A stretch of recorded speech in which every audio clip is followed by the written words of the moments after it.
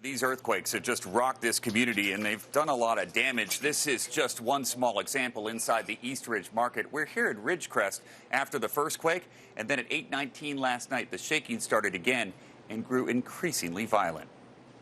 Everybody okay? This is the first glimpse of the damage inside a Ridgecrest supermarket. Tiles fell from the ceiling, food and other items flew off the shelves. The air is really thick, dusty. This is a bad one. Gas lines ruptured, sparking numerous fires. California officials say they're bracing for the worst. There have been a number of injuries reported. There's been a significant increased number of EMS calls to the 911 centers. Huge priorities right now for medical support and for firefighting and for emergency power. Even in Los Angeles, more than 150 miles away, it continues this is a very strong to rattle earthquake. Pretty strong here. 8:21 here on the air. We're experiencing very strong shaking. Wow. I think we need to get under the desk. All right, we're going to go to break. We'll be right back after this. Wow. The magnitude 7.1 quake came just one day after Thursday's 6.4 jolt, which at the time was the largest earthquake to hit California in 2 decades. That quake turning life into chaos without warning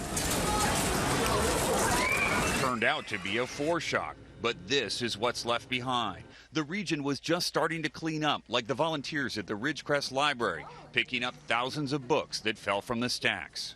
We're just so thankful it was closed. Because can you imagine those books falling on some poor kid or some elderly person? The library was also closed when last night's quake hit. Elsewhere in Ridgecrest, security video captured the shaking at a laundromat and inside this convenience store. The tape stops as the power cuts out. We talked to the store owner, Tony Abdulatif. How much do you think you lost here? Be honest with you, from yesterday and today, I would say about 100,000. No insurance? No insurance for the earthquake, of course. You got to have earthquake insurance, and even then, it usually doesn't cover the contents of your home. The damages to this store are going to cost a lot of money, and the cost to this community is going to be much higher.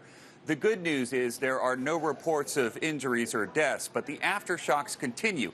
And seismologists say the probability of another strong one occurring over the next few days is very high.